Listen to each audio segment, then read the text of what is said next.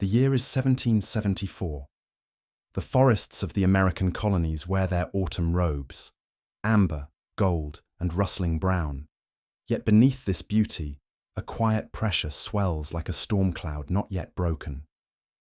The scent of wood smoke mingles with the distant calls of crows, and in the modest villages of Massachusetts, men speak in lowered voices even in their own homes. They fear the echo more than the sound. You might awaken in such a place, roused not by the raucous buzz of industry or modern engines, but by the soft creak of timber beams and the crowing of a lean rooster. Your bedding is scratchy wool, your pillow stuffed with straw. There is no warmth but what the hearth offers, and even that, in early dawn, is often reduced to embers. The home is dim, its windows small and mostly shuttered to conserve heat. You pull on your rough-spun garments, hand-woven and smelling faintly of lye and sweat. Outside, the air bites your cheeks with the cold kiss of late October.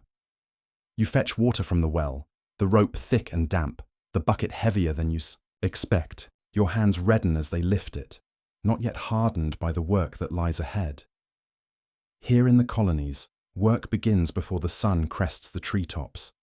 There are no weekends, no holidays, but those ordained by either crown or custom. You tend chickens, split logs, patch roofs, and barter for salt. Soap is rare, sugar a luxury. Meat, when not salted or smoked, is precious. Even tea, once a daily pleasure, has become an emblem of defiance, a thing to shun, lest your neighbours whisper that you're loyal to the king. In the village tavern, conversation simmers like the stew behind the bar. Names are not spoken carelessly anymore. Men have gone missing. Some reappeared with hollow eyes and broken fingers. Others never returned at all. There are rumours of committees of correspondence, shadowy gatherings by candlelight where plans are whispered and oaths are made. You might hear the name Samuel Adams spoken in reverence or disdain, depending on who leans close to your table. You might feel a tightening in your chest when you hear of the latest act from Parliament. The coercive acts, they call them. Though in Boston, they've taken to calling them the intolerable acts. The harbour is shut, trade suffocates, ships lie idle like ghosts upon the water, their sails limp and colourless. Boston's streets grow tense with hunger and heat, despite the chill. In the marketplace, soldiers march 2 by 2. Not all wear red. Some are mercenaries with sharp accents and sharper blades. You wouldn't last a week here, not because the work is hard or the days are long, though both are true, but because the air is thick with unspoken dread. Each night, shutters are fastened tightly. Each morning, families count their loaves, their coins, and their sons. Perhaps you are a woman tending a modest shop, selling candles dipped by hand or cloth you dyed with beetroot and walnut husks. You see fewer customers now. You hear more hoofbeats than laughter. The militia drills outside the meeting house, and even the pastor's voice cracks when he prays for peace. He speaks in parables, but the message is clear. Something dark draws near. In this world, medicine is tincture and prayer. Childbirth is dangerous, and a cut might fester into a fatal wound. Illness has no name but fever, and no cure but hope. You do not last here by strength alone. You must be cunning, cautious, and cold when needed. And yet, something stirs beneath the fear. A blacksmith teaches his eldest how to forge nails, but the boy also learns to shape musket balls.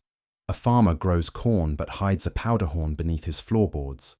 A widow who once wept at her husband's hanging now wears his tricorn hat when she walks to church. Still, for now, it is a world of almost war, almost hope, almost lost. Then comes a night when the air grows still, too still, as if the forest itself is holding its breath. The usual sounds, the hoot of the owl, the chirp of the cricket, have fallen silent. You are near sleep.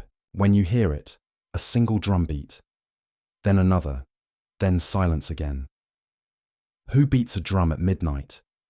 You rise, heart racing. Your breath clouds before you. A lantern sways on its hook, casting golden ovals on the wall. Then the drumbeat sounds again, closer this time.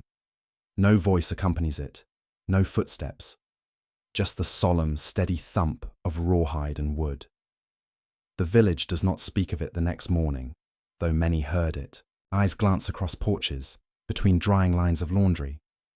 Children are kept close. Horses are not ridden. It is perhaps a warning, or perhaps a summons. In the days that follow, the blacksmith's anvil sings louder. The preacher's sermon burns with urgency. The women of the town begin to sew more than just clothes. They sew flags, armbands, and stories into the hems.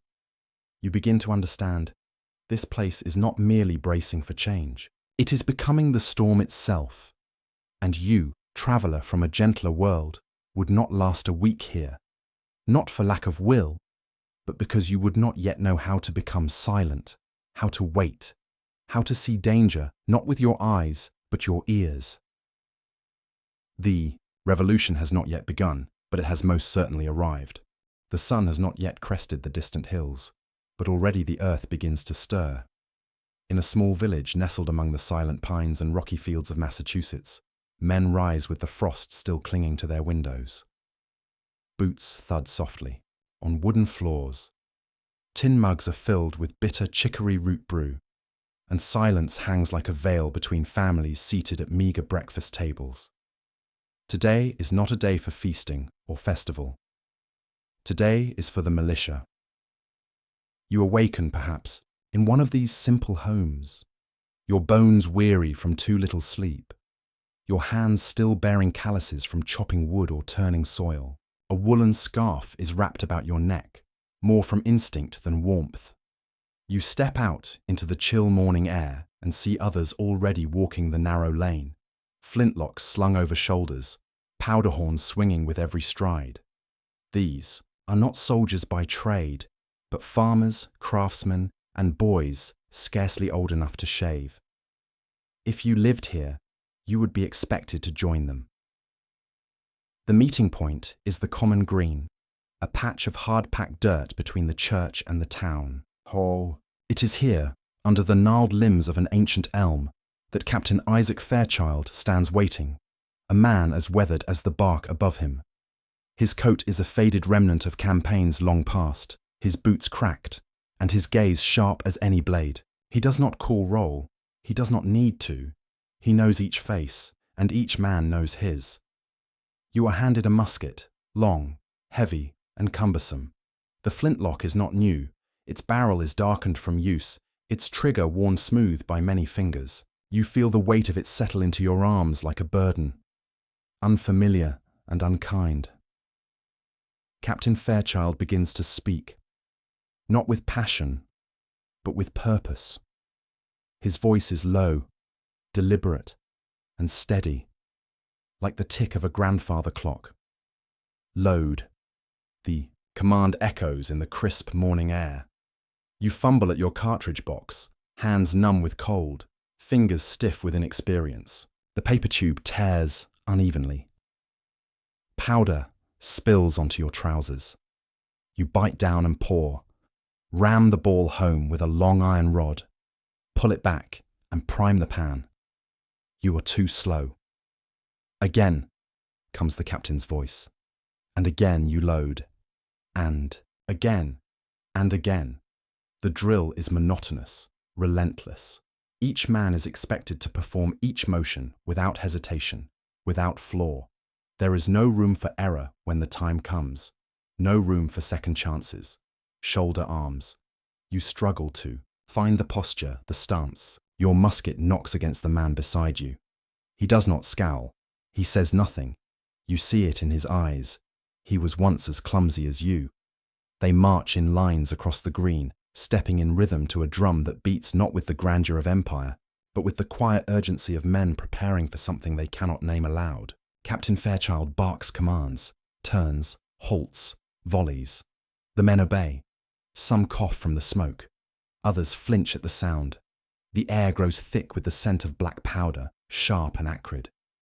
The first misfire comes from a young boy no older than 15. His flint is wet, or perhaps the powder damp. The pan flashes, but no shot is fired. He looks down in panic. The captain says nothing, only fixes him with a gaze that is neither cruel nor kind. The boy nods and resets. No rebuke is needed. He has already learned. You are not just learning to shoot, you are learning to stand, to hold the line, to ignore the tremble in your limbs, the thunder in your chest, the whispered doubt that perhaps, just perhaps, you should have stayed behind. During the brief respite, men gather around the well to share cold water and warmer fears. Talk is soft, guarded. One speaks of hearing British ships off the coast. Another mentions a cousin arrested in Boston for sedition. A third wonders aloud what will happen if Parliament refuses to relent. No one answers, because they know. In the orchard behind the green, other lessons are taught. How to fire from behind a tree, how to retreat without disorder, how to store powder where no redcoat would think to look. Maps are studied, routes memorized. Children, too, are taught where to run, what to say, how to lie if questioned. War is not a single moment. It is a slow unfolding. That night, as you sit by the fire nursing a bruise upon your shoulder and the rawness in your throat from breathing, smoke all morning, you begin to understand what is being asked of you. Not just skill, but silence. Not just courage, but patience. You must be ready not for a charge, but a wait, an endless wait. Your wife watches you. She does not speak. She saw the powder stains on your hands. She smelled the smoke in your coat. Her needle moves more swiftly these nights, stitching thick cloth into uniforms that do not yet have names. Her silence says more than any sermon. And still, you return the next morning, and the next. The flintlock grows familiar in your grasp, the drill less foreign. The rhythm of the commands begins to echo even in your dreams. You are not yet a soldier, but you are no longer just a farmer. You, like all the others, are becoming something else, not out of ambition, but out of necessity.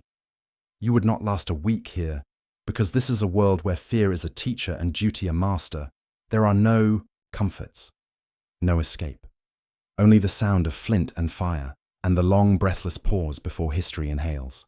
There is a moment, soft and nearly imperceptible, when a town begins to split, not with sound or fire, but with the silence of withheld glances, with the weight of questions never asked. It does not come all at once. It creeps in like ivy on stone, twisting between cracks already there, fed by old grievances and the uncertainty of what lies ahead. You might think the colonies were united in purpose, that the people rose together in rebellion like a great wave. But if you lived here, in a modest hamlet between Lexington and Concord, you would see the truth written across the faces of your neighbours: division, doubt, and dread. For in this land now shivering on the edge of war, the most dangerous decision is not whether to fight, but who to fight for. You would not last a week here, because choosing is not simple. The morning sun rises over the village green, casting long shadows across the dew-laden grass. Old friendships seem brittle now. The baker no longer nods to the constable. The blacksmith's son avoids the gaze of the schoolmaster. At church, pews are half filled, not by absence, but by avoidance. The sermons, once comforting and gentle, now hum with undertones, biblical verses interpreted through a lens of rebellion or restraint. Your neighbour, Mr. Hollis, once shared his cider with you during harvest festivals. Now he leaves his lantern, unlit at night. His son joined the British Dragoons last spring, lured by promises of steady pay and an officer's commission. A redcoat's salary buys more than dreams. His farm is prosperous. His house remains untouched. But no one visits anymore. Then there is Mistress Eliza Wright, the widow in the stone cottage. Her nephew rides with the Sons of Liberty. She keeps watch over his letters, wrapped in cloth and hidden beneath her hearth. Her curtains flutter with each wind, but she never steps beyond them now. She fears the king's men will knock. She fears they won't. And what of you? Perhaps you work a modest plot, your hands more accustomed to soil than ink, your loyalties not so easily declared. You understand that to call yourself a patriot is to risk everything. Your home, your trade, your life. To side with the crown, meanwhile, offers order, familiarity, yet places you at odds with those who once shared your table. No decision feels safe. No silence goes unnoticed. Even the children know. They whisper behind the schoolhouse, mimicking their father's arguments. With exaggerated accents and wooden sticks shaped like muskets, they draw flags in the dirt, some stars and stripes, others the Union Jack. And though they laugh, the fear in their games is real. The mail grows slow and sparse. Letters disappear. Riders are questioned. Words are now weapons, and a careless phrase overheard at the tavern can mean ruin. There are whispers of tar and featherings, of men dragged from their beds in the middle of the night. There are names scratched onto walls, lists scrawled in charcoal. Loyalist, traitor, spy. Captain Fairchild calls a town meeting, but not all attend. He speaks with fire in his voice, about liberty, about the rights of man, about the heavy hand of Parliament pressing upon their necks. His words draw applause, but also silence. You notice the shoemaker leave early, his lips tight, his gaze unreadable. And so you begin to wonder, who is who? A simple handshake now carries weight. A shared meal becomes a declaration. To offer, a neighbour salt might be seen as collusion. To refuse might be worse. You are asked to sign a petition denouncing the crown. You hesitate, not because you support the king, but because you remember your cousin who joined the British Army, or the debt your father owed that was forgiven by a loyalist merchant. You wonder who will read this list once the dust has settled. For surely, one day it must settle, mustn't it? But this is the lie that so many whisper to themselves, that this is but a passing storm, that it can be weathered, endured, that, in time, the colonies will return to their senses and the world will stitch itself together again. It is a comforting dream. Yet the cracks widen. One afternoon, a barn is set alight.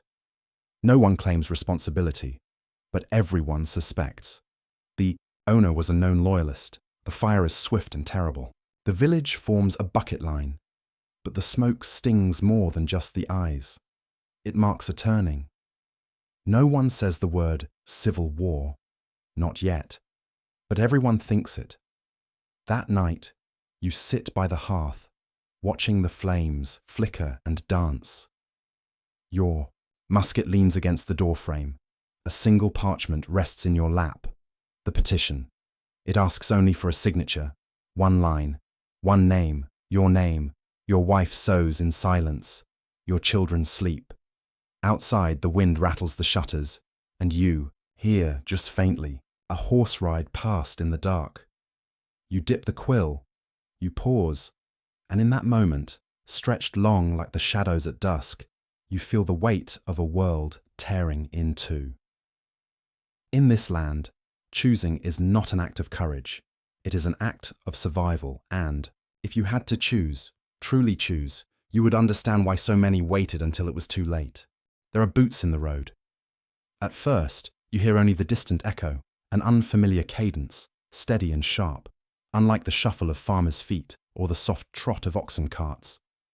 Then comes the unmistakable glint of sunlight upon brass and bayonet. The redcoats are here. They do not knock. They do not ask. They enter the village as if it belongs to them, with their scarlet uniforms pressed crisp, their tricorn hats shaded low, and their muskets glinting with menace. A British column, perhaps no more than 100 men, yet their presence fills every doorway, every window, every breath. If you lived here, you would not welcome them, nor could you defy them. They arrive under the pretense of peace, sent to maintain order, to ensure loyalty, to uphold the king's law. But no one mistakes their purpose. They are not protectors. They are watchers. They are reminders. You would not last a week under their gaze. The village green becomes a parade ground. Drums beat morning and evening. The rhythm is foreign, martial, and relentless. Children mimic the sound with sticks on fence posts. Mothers hush them quickly. The old men smoke in silence. Captain Fairchild walks with a cane now, though he does not need it. It is a symbol of age of reason, of patience. He speaks to no one when the redcoats pass, though he always faces them. His silence is louder than protest, his presence a provocation. You notice the shops grow quiet. The tavern no longer hums with gossip. Every word is weighed, every glance measured. The presence of the redcoats turns neighbours into strangers. One never knows who might listen. The soldiers billet where they please. Some sleep in barns, others in guest rooms, never offered. A family with loyalist leanings is eager to host. Their home swells with British laughter. You wonder if they sleep. Well at night, with the king's gold resting on their mantle and the colonists' hatred at their door. Perhaps one of the soldiers is quartered in your own home. You give up your bed. He takes it without thanks. His boots leave mud on your floor. His rifle leans by your hearth. He eats your bread, drinks your water, and smirks when he speaks of Parliament's justice. You try not to listen, but you cannot ignore his presence. He hums when he shaves. He sings softly, in a language you do not recognize, something Irish or Welsh perhaps. He sharpens his bayonet slowly, methodically. Your children watch with wide eyes. You pretend not to notice. In the market square, a redcoat strikes a young man. No one moves to help. No one speaks. The man stands, his pride bleeding more than his skin. The soldiers laugh. The village swallows its voice. They conduct searches now, quiet, precise, and always without warning. You are asked if you own a musket. You lie. You say it was lost in a river crossing. You hope the dirt beneath your hearth remains undisturbed. Powder, ball, and flint, hidden there like forbidden scripture. If they are found, there will be no trial. Only consequence. The soldiers, post notices, declarations from Governor Gage, pronouncements from the Crown. Taxes must be paid, curfews observed, seditious gatherings outlawed. The town crier reads them aloud at midday. No one claps, no one speaks. The echo of his voice lingers like smoke. You begin to learn the soldiers' names, not their true ones, but the ones the villagers whisper, the tall one, the drunk, the smiler, the quiet boy. You know their habits, their roots, their temperaments. You know which door they knock on for bread and which for company. One night, the quiet boy finds your son drawing on a scrap of parchment, a flag, with stars not yet sewn into cloth. He says nothing, only stares, then tears it in two and tosses it into the hearth. The boy cries. You say nothing, because saying something might mean never speaking again. Still, small acts of resistance begin to sprout like moss beneath the stone. A door left ajar so a rebel might escape. A loaf of bread passed beneath a fence post. A note hidden in the seam of a dress carried to another town where whispers become plans. The redcoats sense it. They grow more watchful, more impatient. One of them disappears. They say he wandered into the woods, lost his way. But the forest keeps no secrets, and the village pretends not to notice. That night, more soldiers arrive. Torches burn along the paths. Doors are pounded open. Questions fly like arrows. Who knew? Who saw? Who dares? You do not answer, because here, silence is the last weapon left, and you are learning to wield it. Each day under occupation is a trial of the spirit. You must become smaller, quieter, colder. You must weigh every word, every nod, every silence. Even your breath feels watched. Even your dreams begin to wear red. You would not last a week here, because the war is no longer a battle of bullets, but of endurance. And endurance is a slow kind of death. But still, the village endures, because it must, because beneath the silence, something stronger waits. In a land veiled in suspicion, where boots drum against cobblestone and loyalty is measured in silence, the most vital thread in the fabric of rebellion is not the musket or the cannon. It is the whisper. And those who carry that whisper, who ferry secrets across frostbitten hills and through darkened woods, are not generals, nor knights, nor even warriors in the traditional sense. They are the couriers. You would not last a week here, because this is a war where the enemy is often unseen, where danger waits not behind banners, but behind doors ajar, and where the act of knowing is itself an act of rebellion. Their names are not known, not even to those they serve. They are the seamstress delivering a hemmed coat to the next town, the midwife who takes 3 hours longer to return than expected, the young stable boy who whistles songs out of tune when something is wrong. They are the ones who vanish behind trees and reappear in cities, and they are everywhere. In your village, their presence is felt in absence, a milk pail left on the wrong step, a gate that creaks once in the night, then no more, a candle flickering thrice at a window's edge, then going dark. These signs are not accidental. They are carefully placed, learned by heart, passed down like recipes for bread or balm. The language of the couriers is as old as war itself, silent, urgent, and invisible. One such courier is known to some only as Thistle. You may have seen her at the back of the church, a girl with calm eyes and wind-bitten cheeks, always, sketching in the margins of her psalter.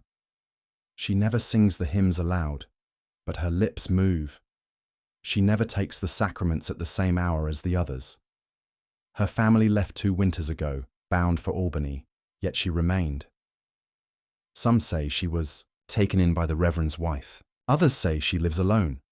What none dare say is what they suspect, that she carries more than parchment in her coat. The couriers do not ride in daylight, not anymore. The roads are watched. Loyalist eyes see everything.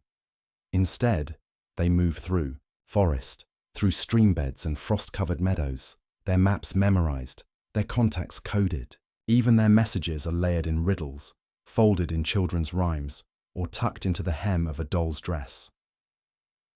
One afternoon, you receive a visitor at your shop, a girl no older than 12, clutching a small parcel of wool and coin. She says she's come for dye, blue if possible, to match her mother's apron. She says it in the wrong order. You know what that means. You nod, offer her red instead, and tell her that blue will be delivered by dusk. This is the reply she was waiting for. She smiles, too innocently, and leaves. You lock the door behind her and go to the hearth. Beneath the stones is a tin box.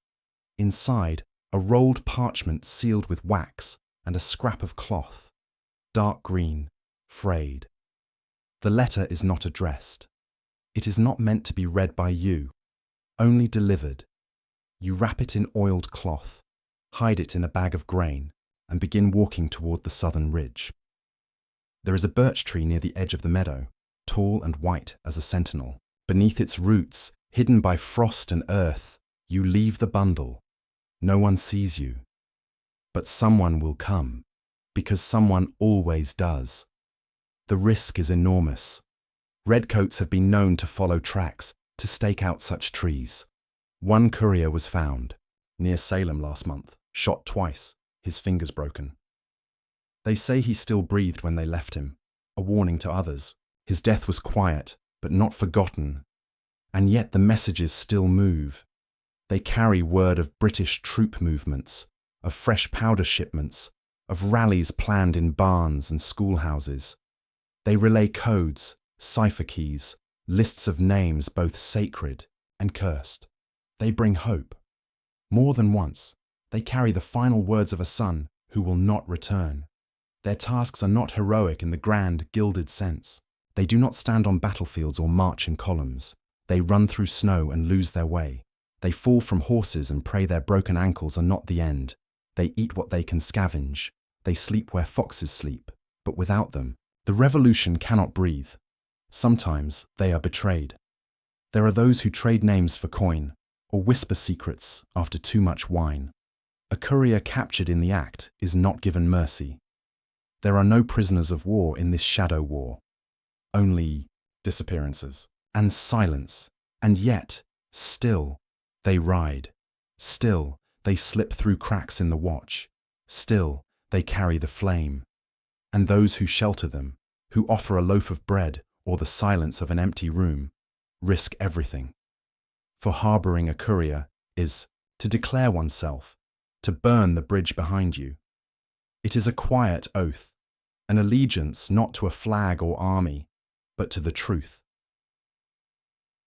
You think of Thistle sometimes and wonder if she is truly real. She passes like a ghost, too fast for footprints, too light for shadow.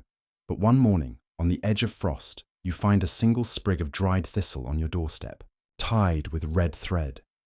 No words, no sign, but you understand, and you whisper thanks. Because in a world held together by fear, a single whisper can be stronger than 1,000 cannons. And those who carry the whispers, who brave storm and steel and shadow, are not made of might. They are made of memory. They are made of hope. They are the pulse beneath the revolution, and they do not wait to be remembered. There is a heaviness to hunger that words cannot carry. It is not only the ache in the belly or the weakness in the knees, but the slow unspooling of certainty that what was once always there might no longer return. The hens no longer lay. The grain sack is thin. The candle burns low, and no one knows where the next will come from. If you lived here, you would know hunger not as an absence, but as a presence. You would not last a week. The blockade began in the spring, when British ships settled like vultures outside the ports. Boston was the first to choke. Its harbour closed under the King's orders. But soon, the breath of it reached the inland villages. Trade slowed to a trickle. Wagons were searched. Markets grew thin. Salt, sugar, flour, all once taken for granted, became currency. You rise in the morning to a fire that is not yet lit because there is only so much wood left. The bread you slice is coarse and dark, made from barley and potato peel. Your children chew slowly, not because they savour, but because they must stretch every bite.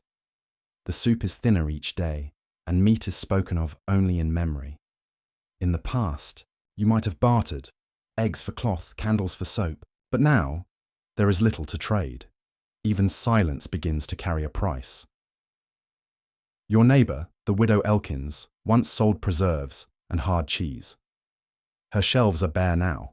Her goats were taken by soldiers who offered no coin. Her son fled to join the militia.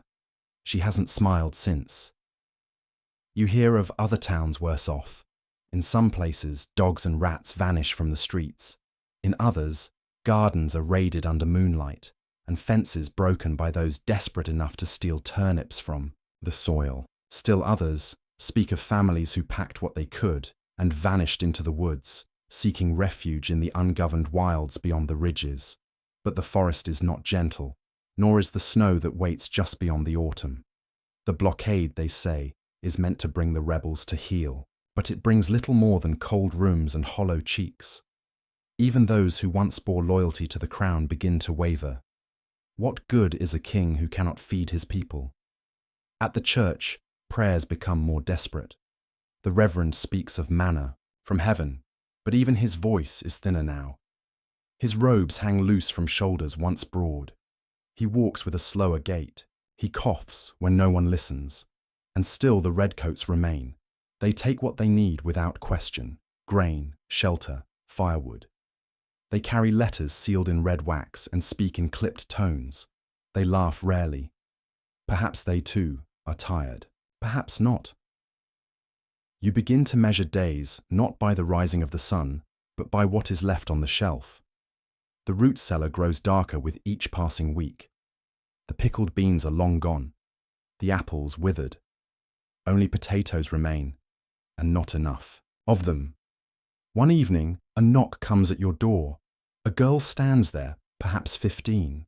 Her cloak is patched, her boots mismatched. She carries a small bundle wrapped in cloth. You do not recognize her. She says nothing, only holds out the bundle. You open it to find 3 rolls, rough, still warm, wrapped in wax paper. Beneath them, a note written in a child's hand. For those who stay silent and still choose right. You look up. She is already gone. Such things happen now. Quiet offerings, unspoken kindnesses, loaves left in baskets, blankets sewn and delivered by night. It is a resistance not of fire, but of warmth. In a world where cruelty is public, mercy must be secret. Yet there are those who take advantage. The black market thrives. A pound of flour might cost a week's wages. Salt is hoarded. Soap traded for information. There are whispers of smugglers who move beneath the blockade, bringing coffee, tobacco, even wine. But their prices are cruel, and they trust no one. You find yourself changing. You ration not just food, but emotion. You no longer laugh aloud. You speak softly, even when alone. You hide not only powder, but hope. And yet, there are moments. Your daughter hums an old song while mending her apron. Your son, thin but smiling, finds a cluster of wild berries by the stream. A neighbor leaves a jar of broth on your doorstep with no name, no explanation. Somehow, the hearth still glows. Not brightly, but it glows. This is not the hunger of starvation. Not yet. It is the hunger of waiting, of watching, of enduring. And it tests more than the body. It tests the soul. If you came here expecting battlefields and drums, you would be surprised to find the war waiting in your kitchen, in your cellar. In the quiet way, your hands tremble as you count out spoonfuls of dried beans. You would be surprised by how loud an empty cupboard can sound, and you would not last a week. Not because you are soft, but because this war does not end with a clash. It endures in stillness, in quiet defiance, in the kind of hunger that does not cry out, but simply keeps going, one foot before the other, one ember still burning. It begins not with thunder, but with stillness. The kind of stillness that only visits before something breaks. The world seems to hold its breath, wrapped in a dawn mist that curls low over the frostbitten fields of Lexington. Birds remain silent. Even the trees, bare of their leaves, seem to lean forward, watching. If you were here, you might wake to a knock on the shutter. Not loud, but steady. 3 sharp taps, a signal known only to a few. You would rise quickly, heart racing, reaching for your boots before your senses fully return. Outside, the village stirs not in peace, but in preparation. The British are coming. You've heard the rumour before. How many times now? 12. Always dismissed by dawn. But this one is different. The riders came through the night. Paul Revere, William Dawes, Samuel Prescott. Names that will echo in later years. Though tonight they are only men on horses, breathless, desperate, soaked with dew and urgency. The regulars are marching, over 700 of them. Their destination, Concord. But Lexington lies in their path.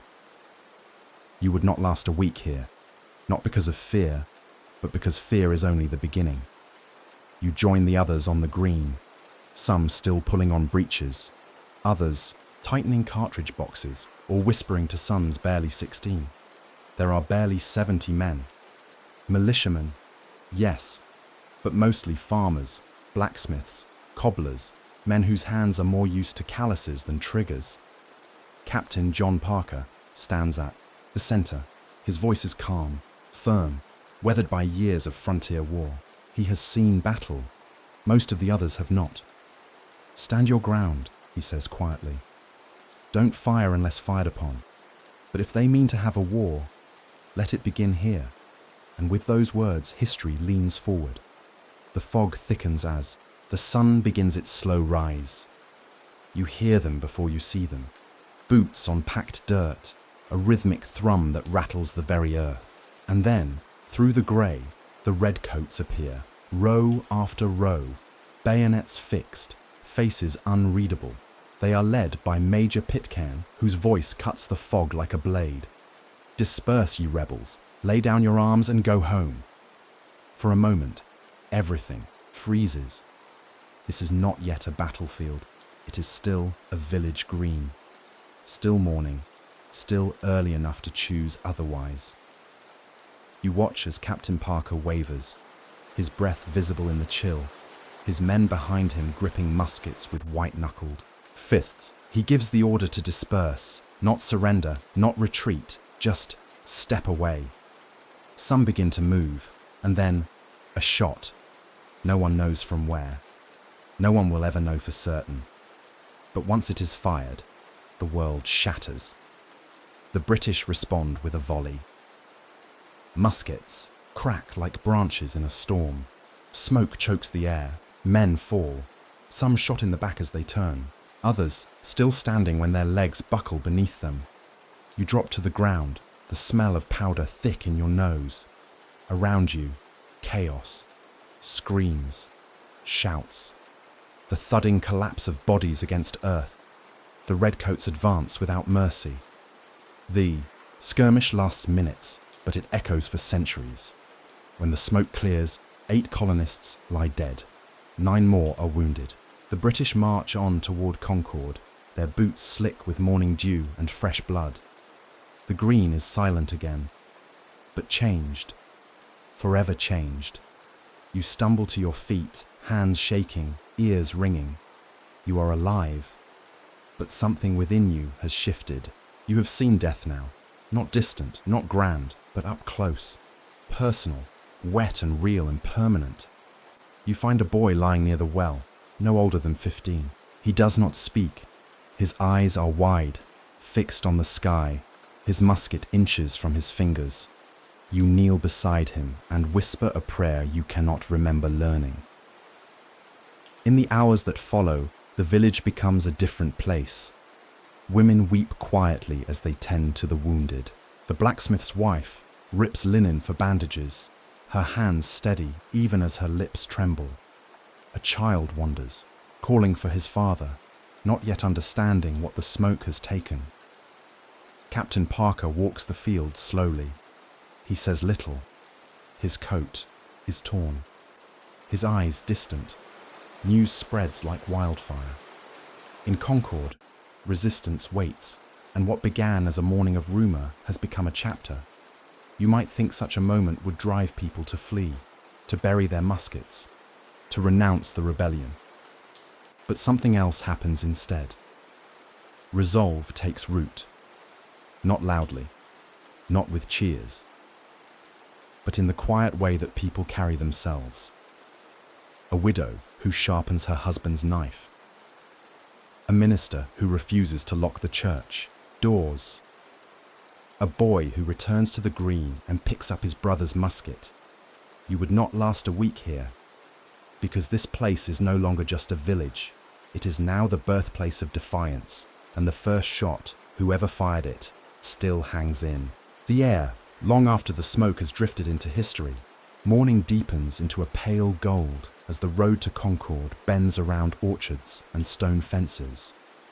Dew clings to the grass like silent witnesses. Somewhere beyond the fields, a clock tolls, slow and mournful. But the time for stillness has ended. The redcoats are coming. They move like a serpent, orderly, rigid, unrelenting. Their coats are spotless, their bayonets sharp. Behind them, Lexington fades into memory, its green stained and quiet. Ahead lies Concord, a town not much larger, but heavy now with waiting.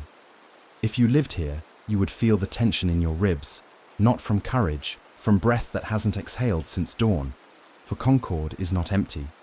It is watching as the column of British soldiers approaches. It finds not surrender, but preparation. The militia has gathered, not on the main road, but beyond the bridge, near the North Meadow. Farmers, tradesmen, fathers, sons, some from Concord, many from nearby towns, Acton, Lincoln, Bedford, summoned by horse and bell, by urgency passed from house to house through the night. They are not many, barely 400, but they are ready. You would not last a week here, because waiting with a musket is not the same as using it. You might imagine the men trembling, uncertain, cowed by the march of the Empire, but they stand still. They do not block the town. They do not provoke.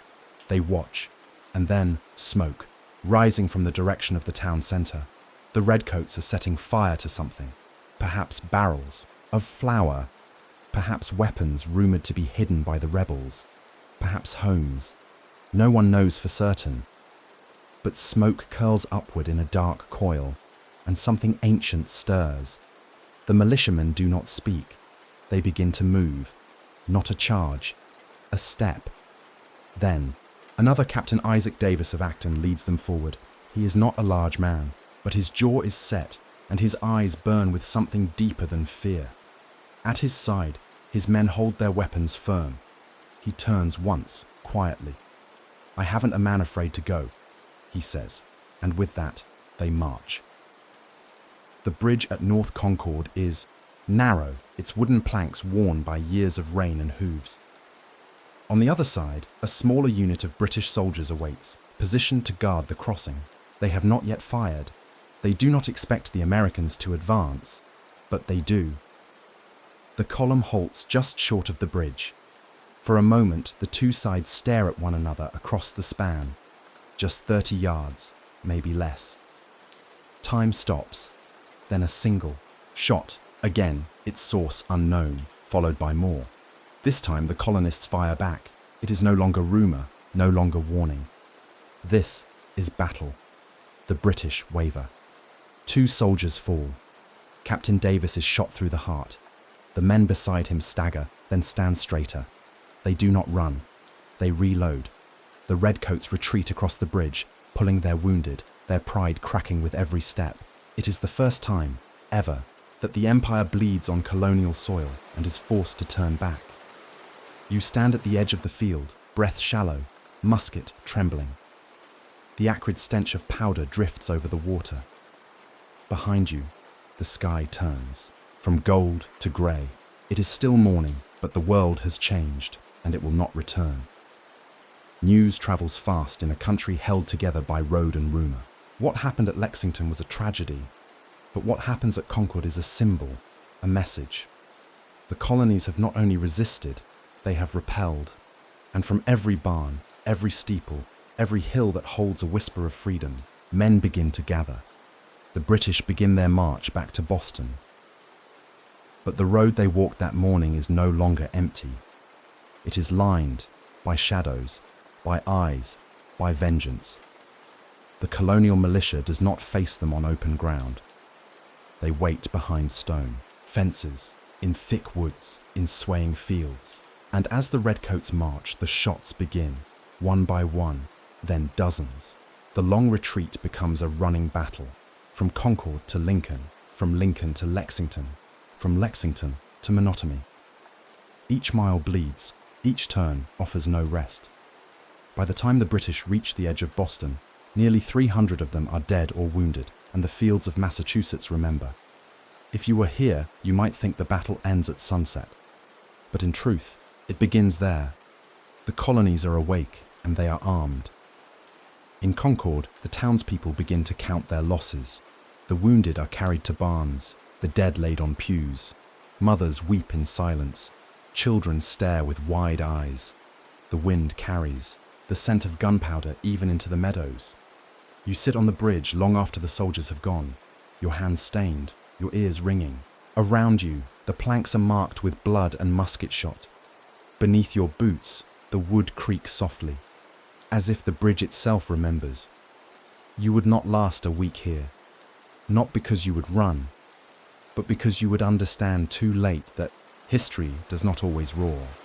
Sometimes it whispers, and then it fires. There is a strange kind of war where the guns fall quiet, yet no one dares to rest. Where cities do not burn, but smoulder beneath the surface. Where soldiers stand on hills not to charge, but to watch. This is the siege, and Boston has become its prisoner. If you were here, you would not hear cannon fire every day, nor see redcoats charging through cobblestone streets. What you would feel is tighter, a silence drawn across the city like a taut string, a stillness in every alley, every glance, every breath. You would not last a week. The siege of Boston begins not with a trumpet, but with a circle. In the weeks following the battles at Lexington and Concord, colonial militias from across New England gather like clouds on the hills surrounding Boston. From Roxbury to Cambridge, from Dorchester to Charlestown, thousands of men, poorly clothed, barely armed, dig trenches, build redoubts, and raise their flags. They do not march on the city. They do not storm the harbour. They simply wait. Boston lies in the center, cradled by the harbor and hemmed in by hills. It is occupied by British regulars, their red coats sharp against the grey stone of the city. Their officers dine in taverns once held by revolutionaries. Their sentries patrol the narrow lanes, boots echoing off shuttered windows. Inside the city, life grows quieter by the hour. Trade is strangled. Food grows scarce. Prices rise like the tides. Those loyal to the crown cling to their comforts, while others, patriots and those merely uncertain, hide what they know beneath silence and shuttered eyes. The docks are under guard. The ships, once symbols of life and trade, now serve only the garrison. What little food comes in is claimed for soldiers. The people grow lean and restless. Even for those on the hills, life is far from easy. The colonial army is not yet an army at all. There is no uniform, no standard drill, no central command. Just clusters of men, some sleeping beneath canvas, others in barns or under the stars, bound by purpose and not much else. They share stories around fires, sharpen bayonets with borrowed stones, and count their powder by candlelight.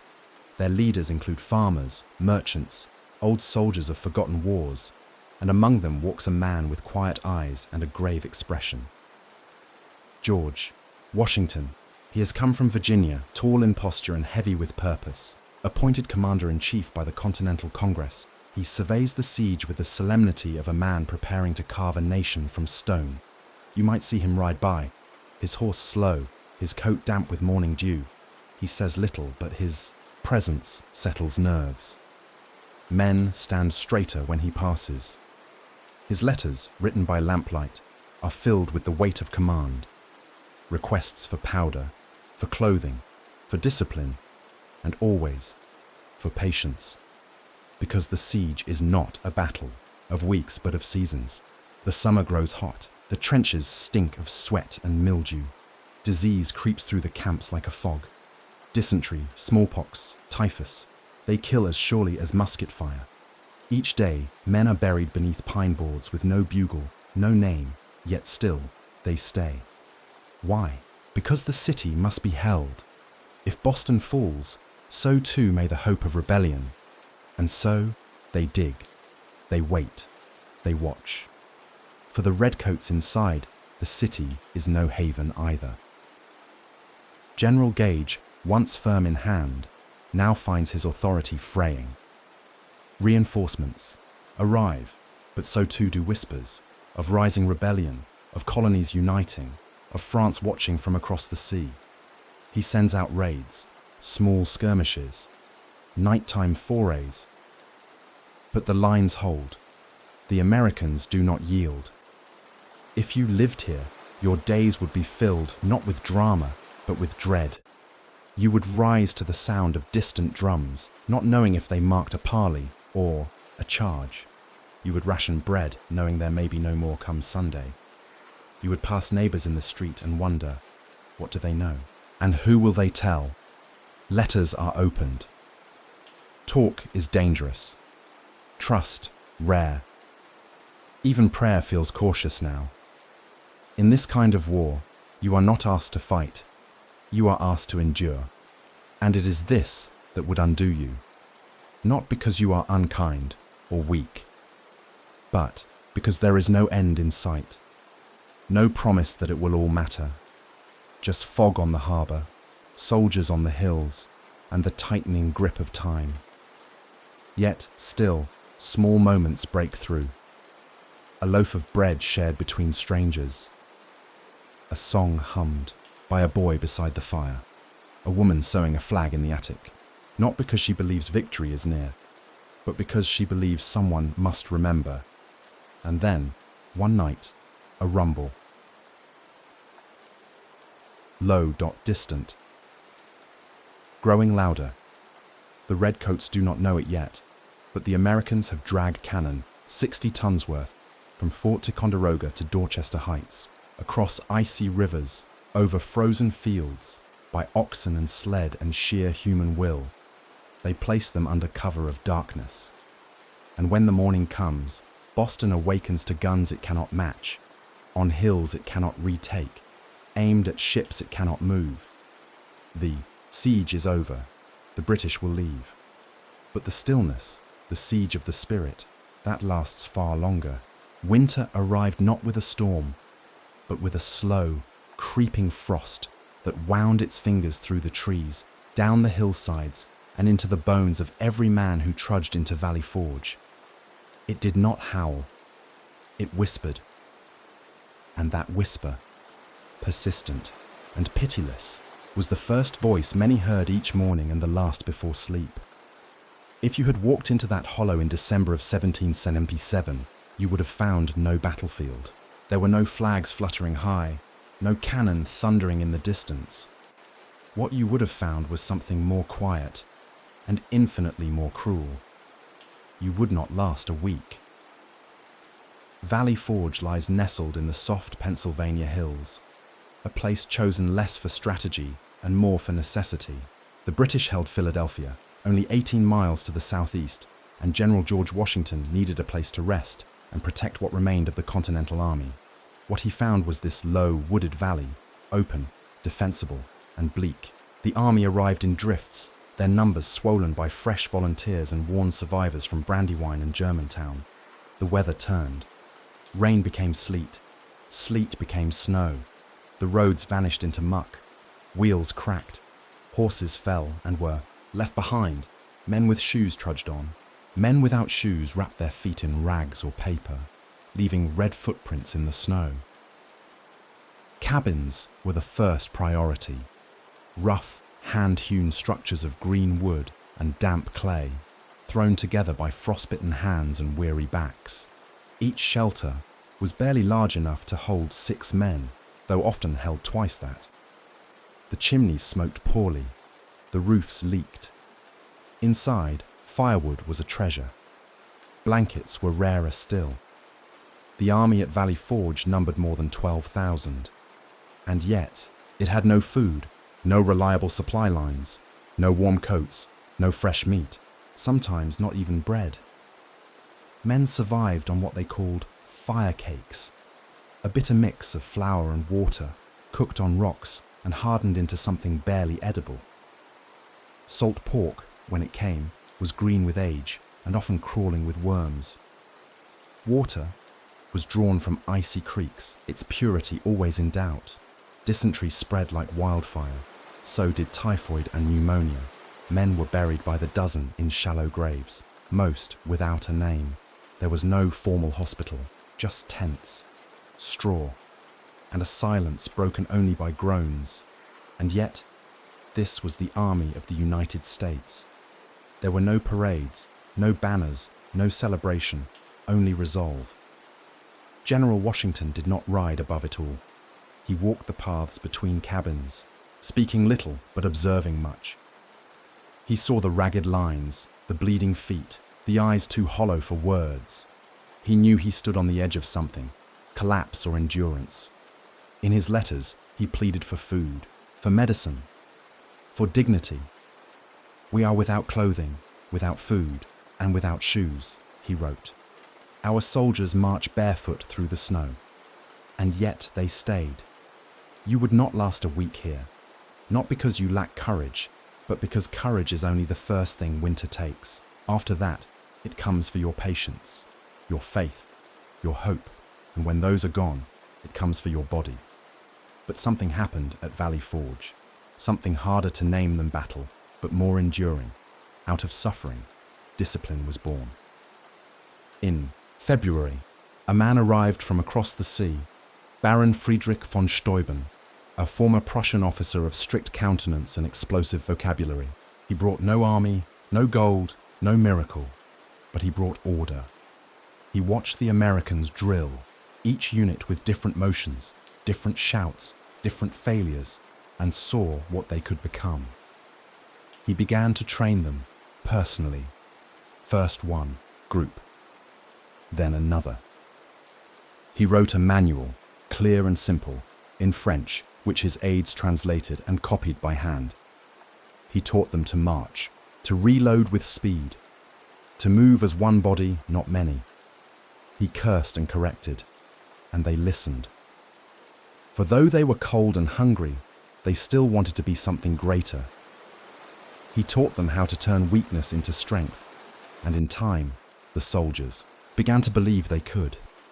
By April, the snow began to melt, the creeks ran louder, birds returned to the treetops, and beneath their coats, patched now with scraps and hope, the men stood taller. Their weapons were cleaner, their steps more sure. They were not yet ready to win, but they were no longer waiting to lose. You might think that a revolution is won by fire, but in truth, it is won by not falling apart, by enduring when there is no glory, by standing when every voice says sit, by walking barefoot in snow, not because you expect the world to thank you, but because you have nowhere else to go. And still, you go. Valley.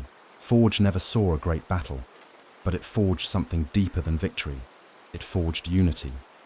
When the army marched out that spring, they left behind graves and cabins, but they carried with them something the enemy could not see. A quiet strength, a sharpened purpose, and a memory that would never leave them. You would not last a week there. But those who did, they became the backbone of a nation. There is a sorrow that comes not from losing one's country, but from losing one's place in it. A quiet kind of exile. Not overseas, but over fences. You do not need to be driven from a land to be made a stranger there. Sometimes, all it takes is choosing the wrong side and standing by it. If you were a loyalist in 1778, you would know this sorrow intimately, and you would not last a week. The word loyalist might conjure thoughts of polished officers, powdered wigs, and wealthy merchants dining beneath chandeliers. But most were nothing of the sort. They were farmers, cobblers, schoolmasters, and clergymen, men and women who, for reasons both practical and personal, chose to remain faithful to the crown. Some feared chaos more than tyranny. Others had debts forgiven by British creditors, or family in the army. Still others believed, truly and quietly, that rebellion was wrong. Whatever the reason, their choice placed them beyond the pale. Because in the age of revolution, neutrality was treason and loyalty a crime. You would not last a week here, because being a loyalist did not mean peace. It meant suspicion. It meant your neighbours watched your windows. It meant the village children stopped greeting you in the lane. And it meant your world, once safe and known, slowly receded like a tide. There were towns where loyalists were tarred and feathered, not all, but enough to seed fear. Others were dragged from homes by midnight mobs, their fences burned, their livestock scattered. Their wives wept in silence. Their children learned not to ask why. In New York, which remained under British control for much of the war, loyalists found relative safety, but at the cost of a different exile. Many fled there from the countryside, leaving behind farms they'd tilled for generations. They arrived as refugees, not rulers, often impoverished and despised even by fellow loyalists who suspected them of cowardice. Those who stayed behind lived in twilight. They still planted fields, but always watched the tree line. They still prayed, in churches, but skipped the names of rebel generals in public prayers.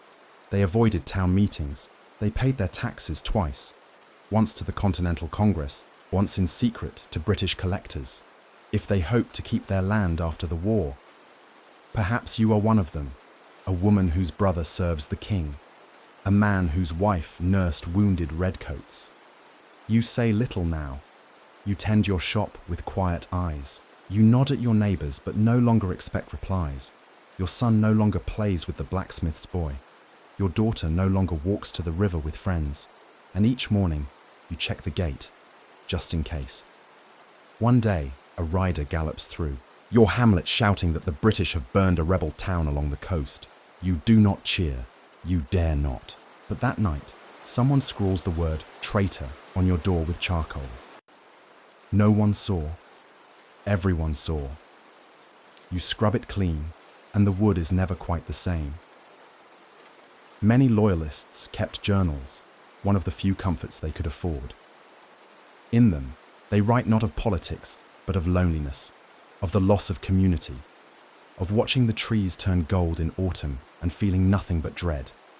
One writes, "I would rather have a king I do not see than neighbors who no longer speak." Another, "This is no longer my home, though I have not moved."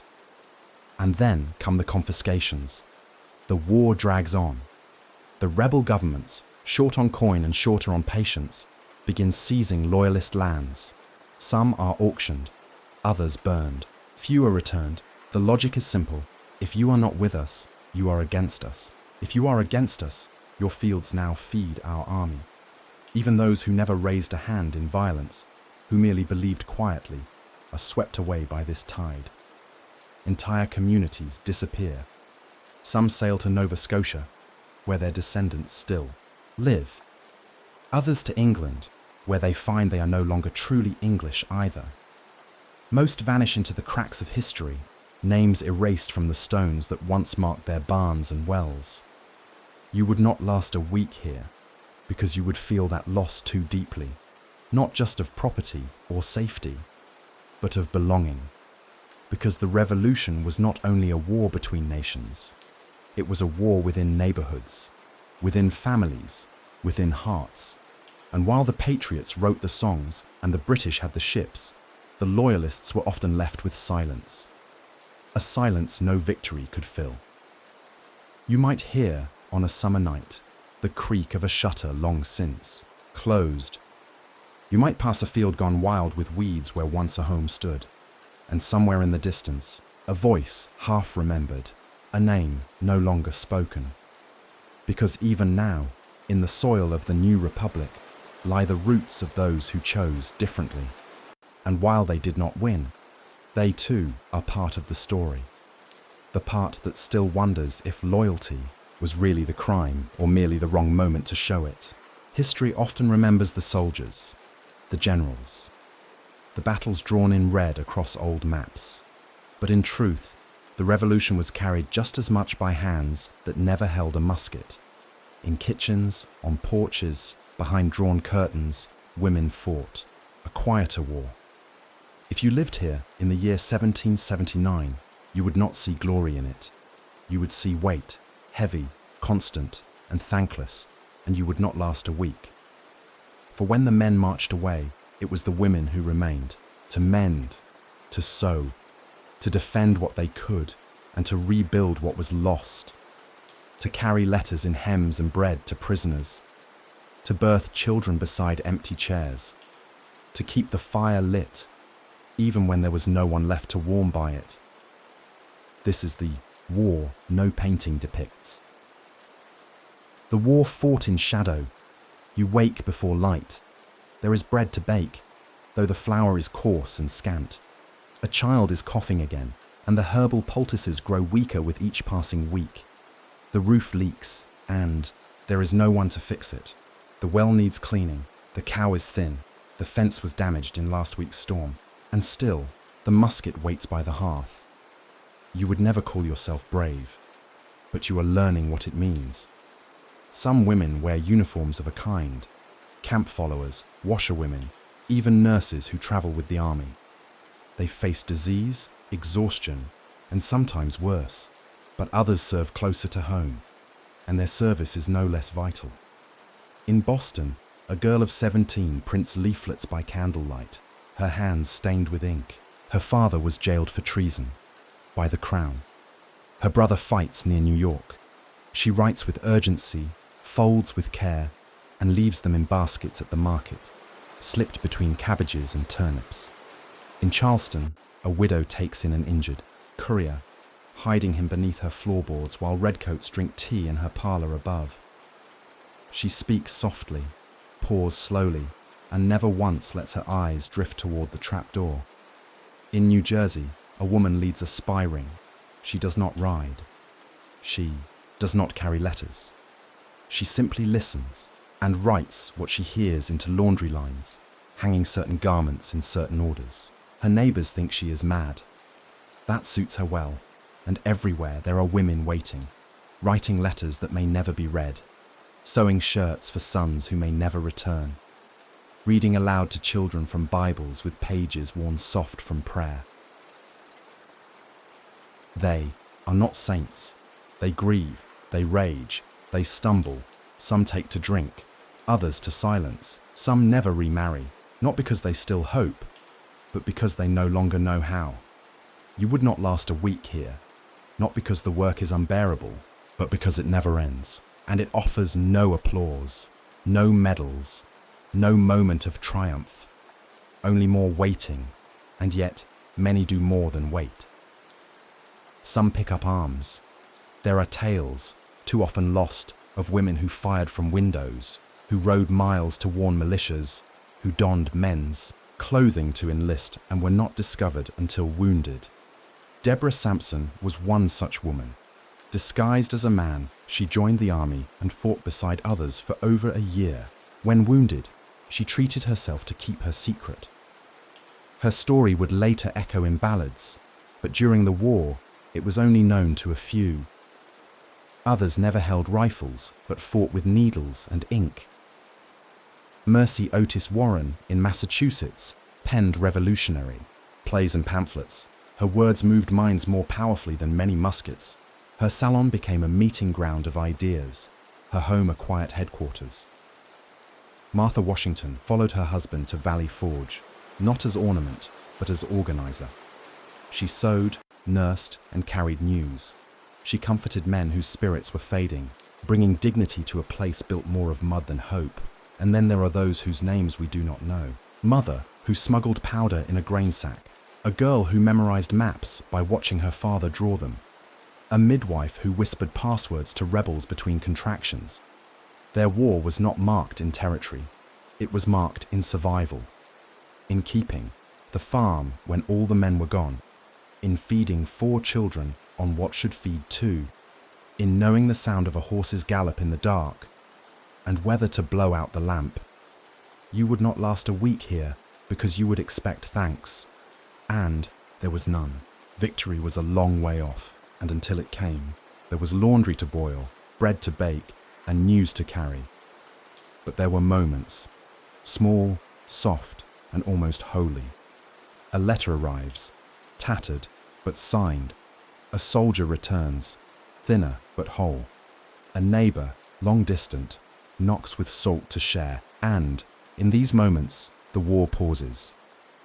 Just for a breath. The fire crackles, the wind stirs the hem of your apron, and for one brief instant, you remember who you were before all this. Before war taught you how strong you were, and how forgotten you might become. The world outside still sings of war in cannon fire and musket crack, in the banners held aloft by the brave. But far from the fields where soldiers clash and drums beat, there is another place, quieter, darker, colder, where the war does not roar, but whispers. It is the prison, and if you found yourself there, you would not last a week, because this is where memory fades, where names are forgotten, and where the sounds of freedom are replaced by coughs, chains, and the scrape of rats on stone. The American Revolution, so often framed in smoke and valor, bore another face as well, pale, hollow-eyed, and wrapped in rags. Tens of thousands were captured during the long years of the conflict. Some were taken in battle, others during raids, still others, accused, rightly or wrongly, of sympathy with the enemy. Their fates would not be written in victories or maps, but in the slow erosion of self, suffered in shadows. Perhaps your name is Jacob, and you were taken after the Battle of Long Island. You were promised parole. Instead, you awoke chained in a sugar house in Manhattan, its windows boarded, its sweet past long since vanished under the rot of mildew and sweat. Or perhaps you were caught carrying a message sewn into your coat hem. You never reached your destination. You never saw a court, only the inside of a cold room in Boston, where straw was the only bedding and silence the only mercy. But the worst, they say, was found in the harbor, the prison ships, floating hulks, of wood and rust, too ruined to sail, too useful to ignore. The most infamous was the HMS Jersey, anchored off Brooklyn in the East River. She was a ship without sails, a coffin without a lid, Below her decks, hundreds, sometimes thousands, were packed into a space built for far fewer. There was no light, only flickers through cracked boards. No beds, only planks. No privacy, no quiet, no end. The air was foul, the water worse. The food, a crust of biscuit crawling with worms, a ladle of brine. The guards wore red. The prisoners wore little more than skin and hope. Disease became the great equalizer. Smallpox, dysentery, fever, and despair. Some men gave in after a day. Others held out for months. You would not last a week, because time here has no edges. There is no bell to mark morning, no call to rest. You wake when someone coughs. You sleep when the body beside you stops breathing. There is no room to turn, no place to weep. You learn to ration not only food, but emotion. If you cry, you do so inwardly. If you pray, you whisper, for your voice may rouse the sick. And yet, they endured. Not all, but many. Some sang old hymns from home, so softly they became lullabies for those dying near them. Others told stories, inventing happier lands, places where ships carried men not to prison, but to fields of corn and the arms of waiting wives. One man carved his name into the beam above his head, using the edge of a nail, pressing each letter as though it were the last thing he would ever create. Another refused to eat until a younger boy received the same portion. Mercy was rare, but it existed. On land, not all jails were better. The British used abandoned buildings, churches with stained glass now darkened by soot, warehouses, their floors warped by damp and blood. The Americans, when they had prisoners of their own, struggled with similar shortages of food, of blankets, of will. But among the captured, the British were more numerous and often more brutal. General Washington wrote often of the prisoners, pleading for humane treatment, for exchange. The British scoffed. To them, the rebels were not soldiers. They were criminals, insurgents, unworthy of dignity. And so, many simply disappeared, buried in unmarked graves on islands in the harbour, tossed overboard under the cloak of fog. Forgotten by history, unless remembered by someone still waiting. Perhaps a sister, still setting out an extra plate. Perhaps a mother, who refused to wash the shirt he left behind. Perhaps no one at all. You might think that if a prisoner survived long enough, they would be released, embraced, welcomed home with tears and song. But the war had no script for such returns. They came back thinner, slower, their eyes not quite meeting yours. Some walked with limps, others never spoke of what they saw. They slept in corners, as if still expecting to be watched. They shivered in summer. They started at sudden laughter. One man, freed after 3 years aboard the Jersey, never again entered a room with a door he could not open himself. Another slept for years with his boots on. Another never again tasted salted meat, no matter how fresh. And some returned only in name. A letter, a rumour, a grave dug by someone else. You would not last a week in their place, because theirs was not a pain you could fight or flee. It was the kind that sat beside you, that waited, that wore your skin like a borrowed coat. Yet still, they mattered. For without their silence, there would be no songs. Without their darkness, no dawn. And while the war was fought on hills and bridges, it was also fought in the quiet corners of forgotten rooms, where men refused to forget who they were. Even when the world did, if you imagine war as the clash of muskets, the thunder of cannon, the gallop of hooves, then you have not yet heard the sound of its softest weapon, the scratch of quill on parchment.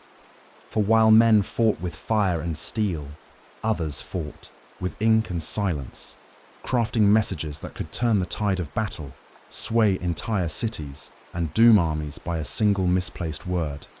This was the secret war, and you would not last a week within it, because here, a pause means betrayal. A wrinkle in parchment might spell death, and every syllable you write could be the last your fingers ever form. The American Revolution was as much a war of messages as of movement. Armies needed more than strength. They needed knowledge. And knowledge, once loosed, could not be recalled. Thus, the rise of the spies. In the cities and towns, beneath the banners and beyond the barricades, networks formed, small, secret, and terribly fragile. Most were never more than a few individuals, unknown even to each other. They met in candlelit cellars, in back rooms of taverns, or passed messages in laundries, under loaves of bread, or stitched into the seams of petticoats. These were the couriers of silence, the writers of invisible words. They used ciphers, simple and complex. Some messages were hidden in ordinary letters, where every third word revealed the truth. Others were written in invisible ink, made from lemon juice or milk, appearing only when warmed by flame. Some agents wrote with sympathetic inks, visible only through specific chemical reactions. One network, known only to history as the Culper Ring, operated in and around New York City. Their names were unknown, even to General Washington himself. They used aliases, number codes, and dead drops. A signal might be as simple as a line of laundry. White petticoat meant message received. A black stocking, danger near.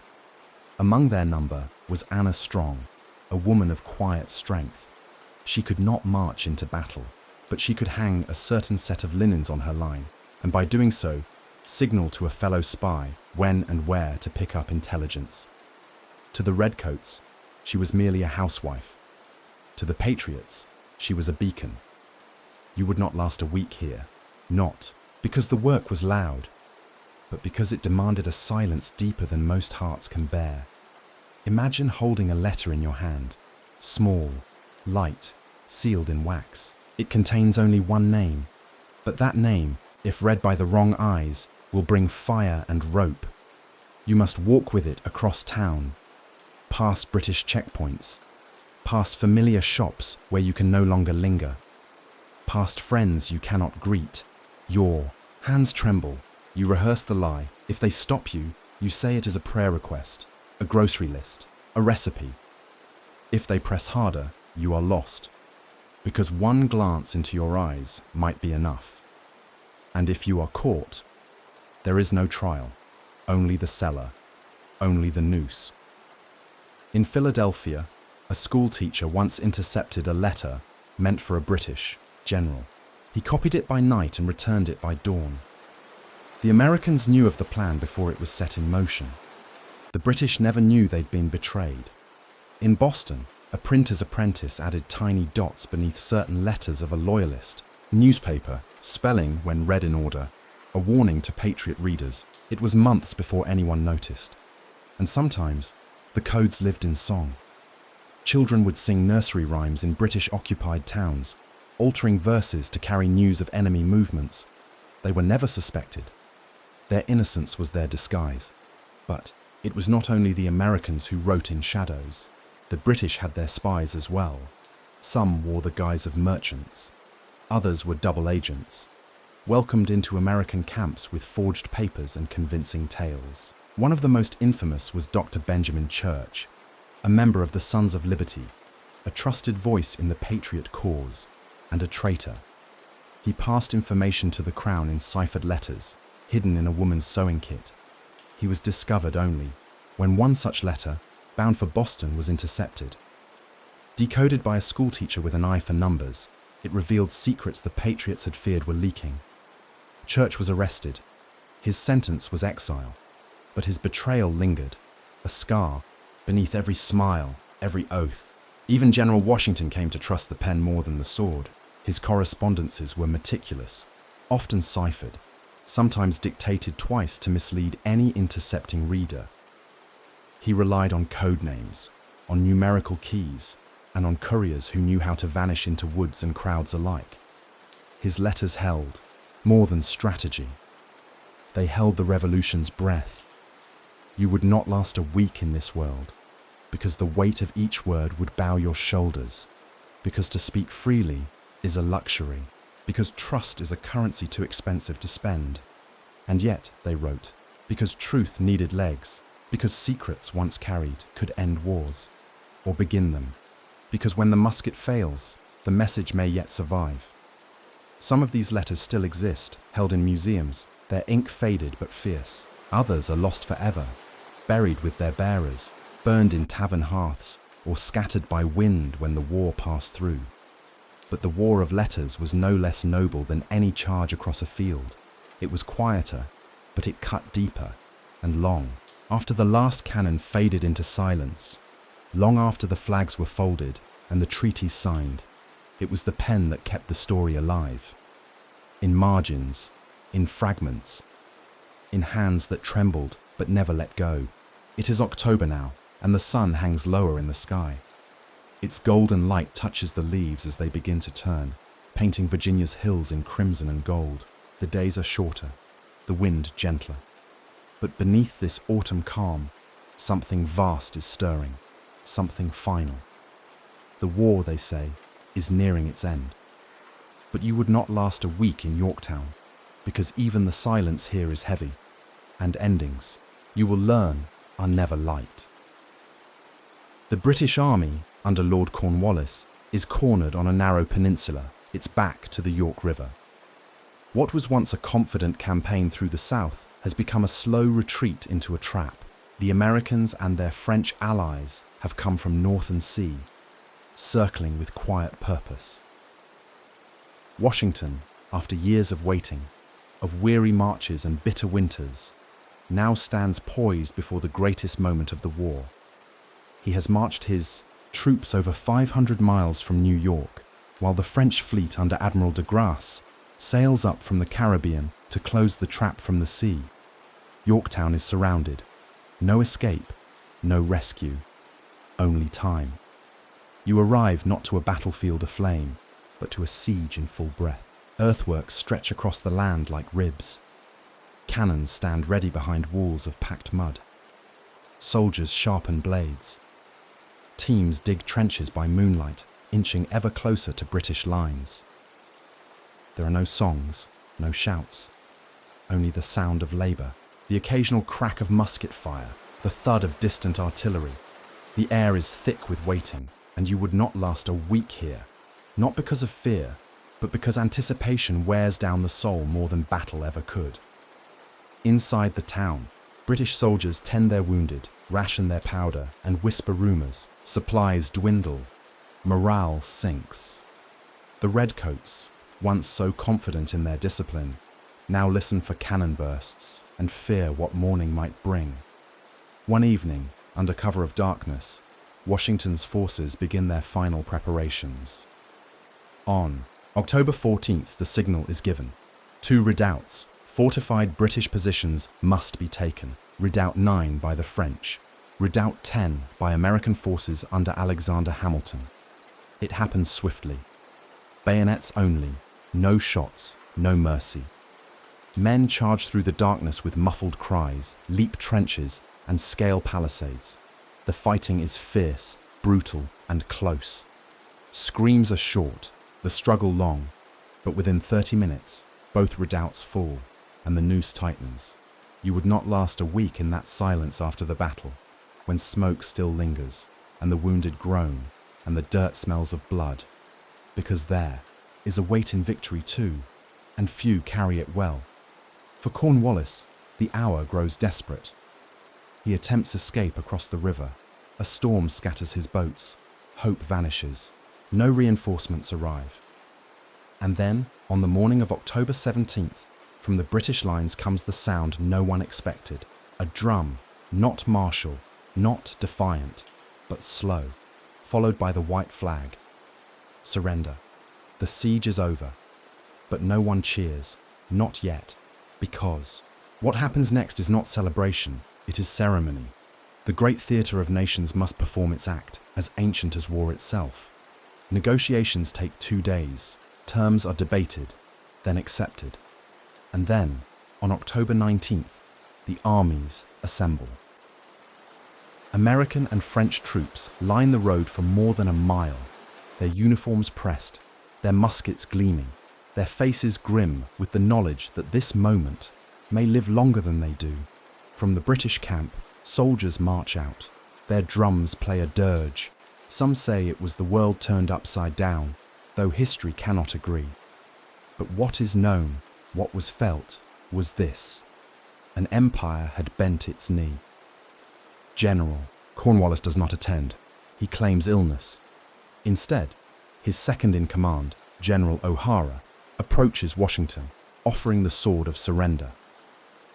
Washington, ever conscious of dignity and structure, directs him instead to General Benjamin Lincoln, who had once been forced to surrender at Charleston.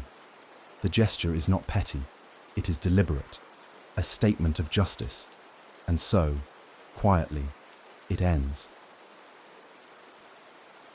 Over 7,000 British soldiers lay down their arms.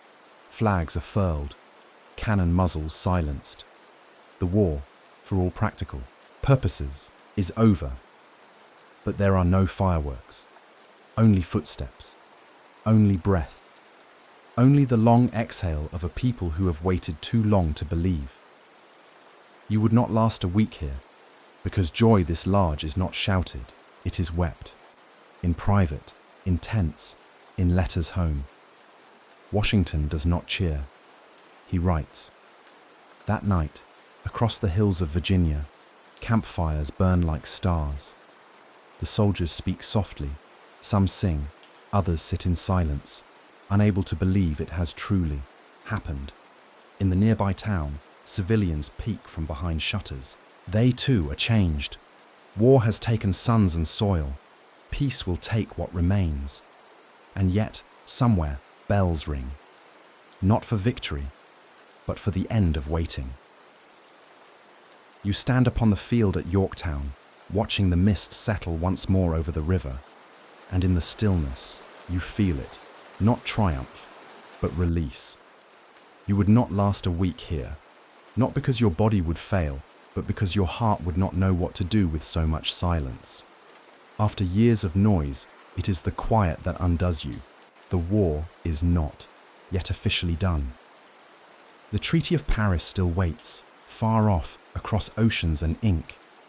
But here, in this golden hour of October, something ancient has ended, and something new has begun. It does not march, it does not shout, it breathes.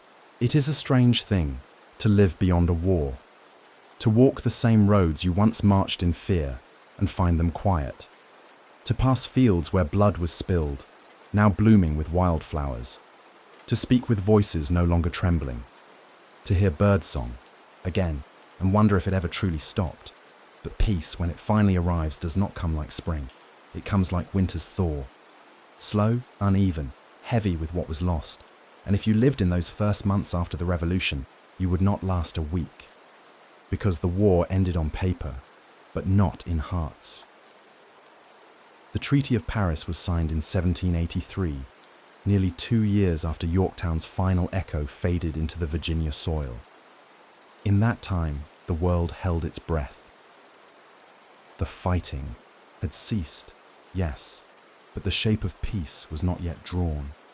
America had won independence, but not unity.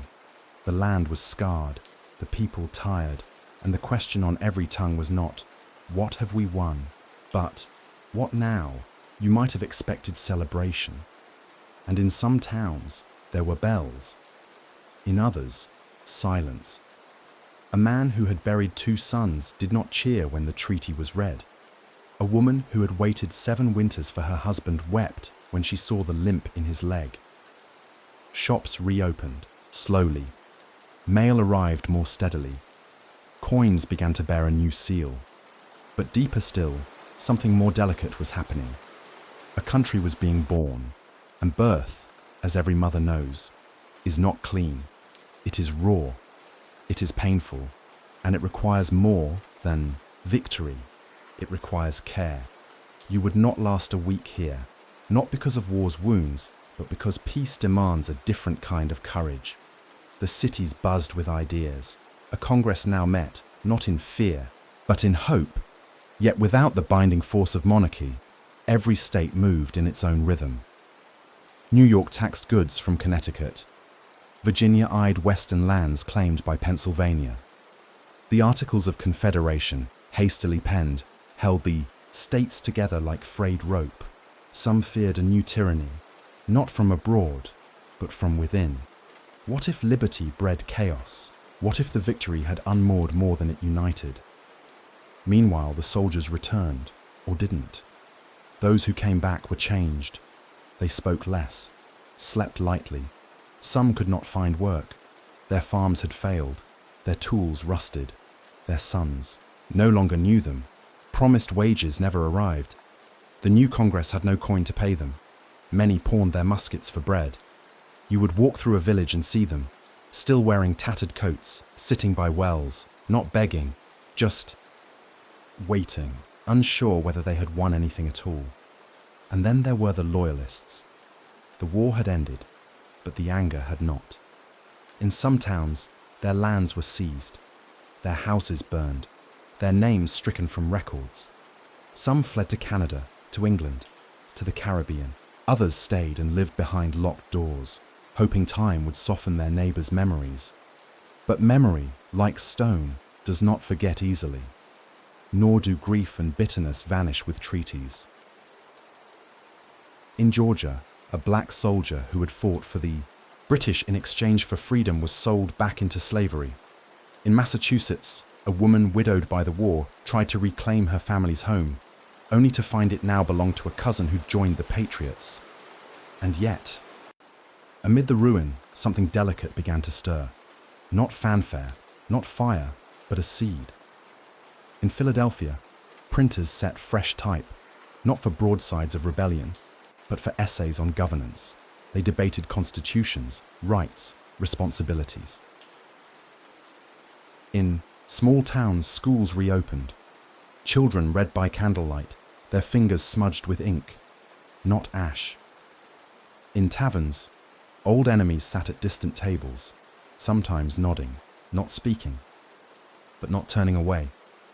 You would not last a week here, because rebuilding is slow and often thankless, and because what the revolution left behind was not a throne waiting to be filled, but a chair left deliberately empty.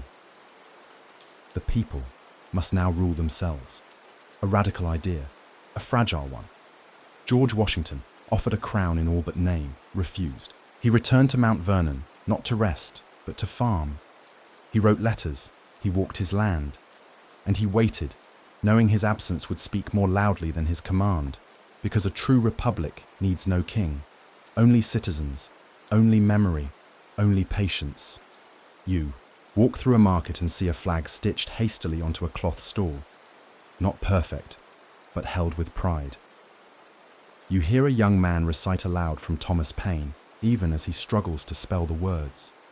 You pass a field where redcoats once marched, and now see wheat growing, golden and bowed, and somewhere a bell rings, not for war, not even for peace, but for the beginning of something uncertain, something worth building, something not yet whole.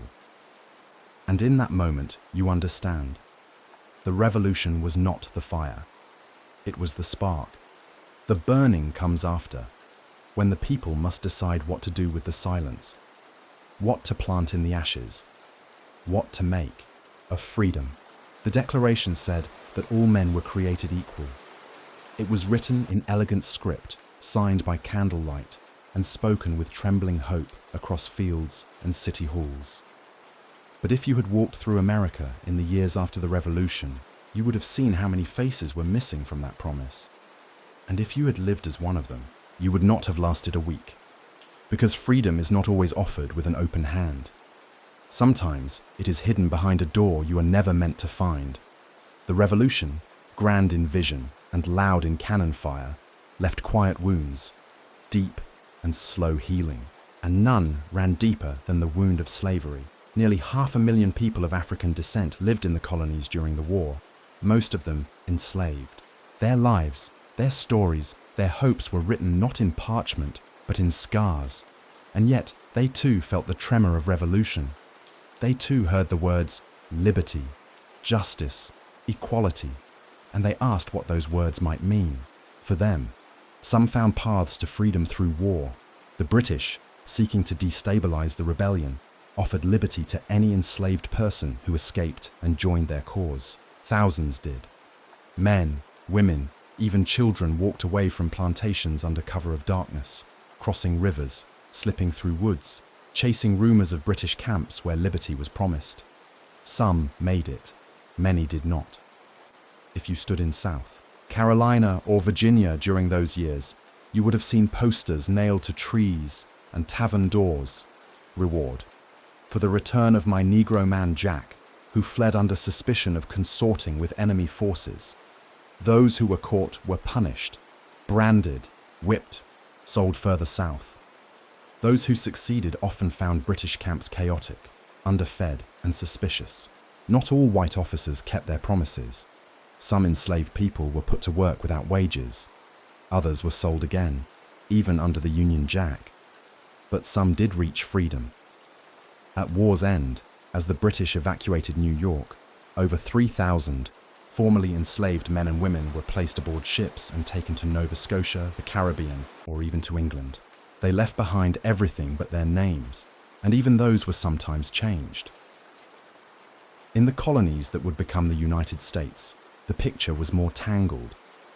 Some northern states, like Massachusetts, Pennsylvania, and Vermont, began slowly dismantling slavery during and after the war. Gradual emancipation acts were passed, often freeing the children of the enslaved, but not the enslaved themselves. The wheels of liberty turned, but only for some. If you lived in the South, you would see little change. In fact, in many places, slavery deepened. Justifications grew louder, more legal, more permanent. The new nation spoke of rights, while writing laws to protect bondage. And yet even here, resistance grew. Some enslaved men sued for their freedom, using the very words of the revolution as evidence. A few won. Many did not. Others ran, forging networks of escape long before the term Underground Railroad was coined. They moved by starlight, guided by songs and whispers. You would not last a week in their footsteps, because every step forward might be your last. In the war itself, many black men served on both sides. Some fought with the British, others with the Continentals. The promise of freedom, whether kept or broken, was a powerful recruiter. In Rhode Island, a special regiment was formed of formerly enslaved men who were promised emancipation in exchange for service. They fought bravely. They returned to silence. Their names, often unrecorded, vanished into the white pages of history. But they were there, bayonets in hand, marching beside men who did not yet see them as equals. And still they marched. Still they sang. Still they hoped. Some who gained freedom took new names. Freeman, Liberty, Justice. They carved these names into church pews, into farm gates, into the corners of Bibles passed from hand to hand. And with them, they carved a question. What is a country worth, if not all its people? You would not last a week walking in their shadows. Not because you would be struck down, but because you would be asked to wait while others celebrated, to wait while liberty bloomed for some, but not all, to wait for generations, and waiting wears down even the strongest bones. Yet through that waiting, seeds were planted, in sermons whispered on riverbanks, in songs that held more truth than any treaty, in families who taught children that freedom, once spoken, cannot be taken back. The revolution was never meant to end at Yorktown. It had to continue. In fields, in courts, in schools, in voices not yet heard. The men who wrote the founding words did not all live them, but others took up the pen, took up the burden, and in time, those words would rise again, more whole, more honest. They are still rising. And if you listen closely, you can hear them even now. Not shouted from balconies, but spoken beside kitchen fires. Not scrawled in marble, but whispered on long walks home. We, the people. You would not last a week among the forgotten, because being forgotten and Surviving anyway is its own kind of rebellion, and they rebelled not with muskets, but with memory. War does not wait for children to grow up. It visits them early, uninvited, heavy, and full of shadows they cannot name. While history books speak of generals and great declarations, the small hands of children were often busy with quieter labours, fetching water, grinding corn, folding bandages, watching the horizon with wide, uncertain eyes. And if you had lived as a child during the American Revolution, you would not have lasted a week, because innocence is a fragile thing. And war asks more of children than it ever should. In towns both large and small, the rhythm of childhood changed. The laughter of games gave way to hushed warnings. The school bell was silent for seasons. Boys who once dreamed of catching frogs now stood at the edge of fences, watching their fathers ride off with muskets slung across their shoulders. Many never came back. You might be 7 years old, watching your mother melt pewter spoons for bullets. You are told to keep your voice low when the redcoats march by, to smile but not speak, to hide the letter beneath your apron if asked. You don't know what it says. You only know it must be delivered. You walk 2 miles through frost because you were asked and because everyone else is gone. Some children truly served. They were drummer boys and fifers, delivering orders on battlefields too chaotic for spoken commands. The drumbeat was not a song, it was survival. Its rhythm meant advance, retreat, load, fire. A misplayed note could cost lives. Others tended horses, carried powder, or stood watch at night beside nervous sentries, too young themselves. The line between boy and soldier blurred quickly. In 1780, a boy named Joseph Plum Martin, only 15, enlisted in the Continental Army. He would serve for 7 years, enduring hunger, cold, and battle, documenting it all in a journal that would echo through time. He wrote not of glory, but of blisters, of empty bellies, of friends buried in frozen ground. But most children were not soldiers. Most were simply left behind. At home, girls took on their mother's roles as soon as they could lift a kettle. They swept floors, baked bread, watched younger siblings. They learned to read from scraps of discarded newspapers. They wrote letters in careful script, not knowing if the man they wrote to was still alive, and sometimes they were the ones to bring word of death. Imagine a girl of 12 walking 5 miles with a torn piece of a soldier's coat, telling a widow that her husband fell at Monmouth. No prepared speech, just the silence between words. You would not last a week with that silence on your shoulders, because children carry grief in strange ways. Some forgot how to play, others grew older than their years, and still others, too young to understand, made sense of the war through dreams and fragments. They drew pictures in the dirt of flags they'd never seen. They turned musket balls into marbles. They hummed old songs, rewriting the words to fit a world where home meant waiting. In cities under occupation, childhood shrank. In British-held New York or Charleston, families navigated tight curfews and sudden searches. Children learned to lie with their eyes. A boy might carry a coded message inside a loaf of bread. A girl might drop a coin in a fountain, signaling that the spy had passed safely. No one suspected the children.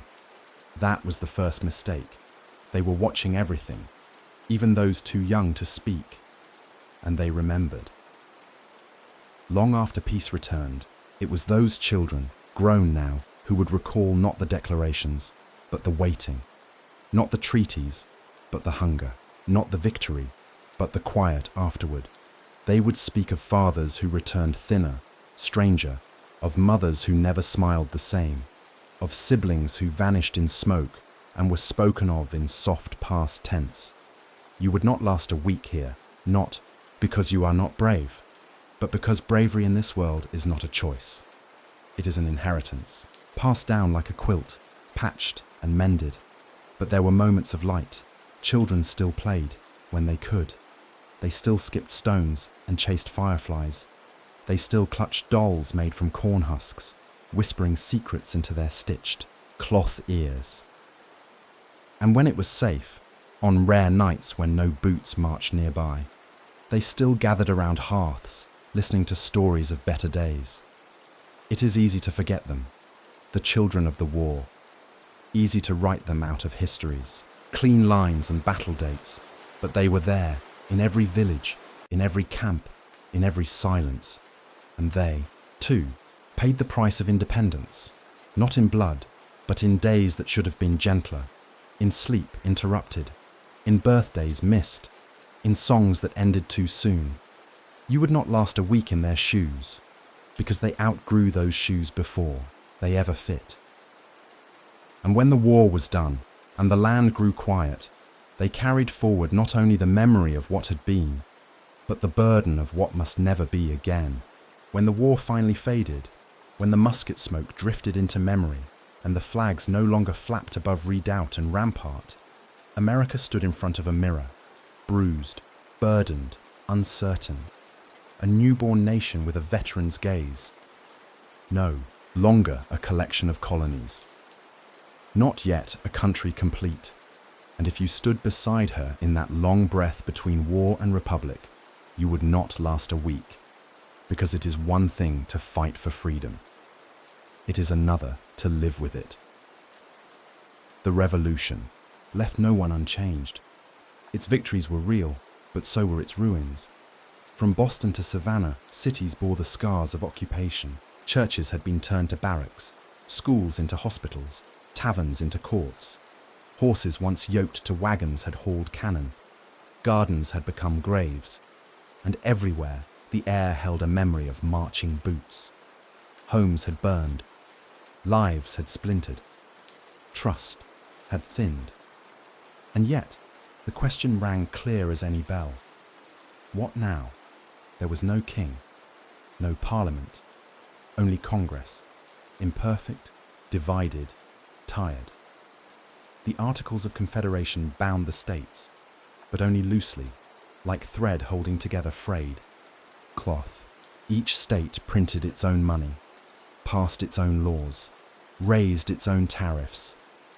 A letter from New York to Georgia might pass through 5 currencies and 10 suspicions before it arrived.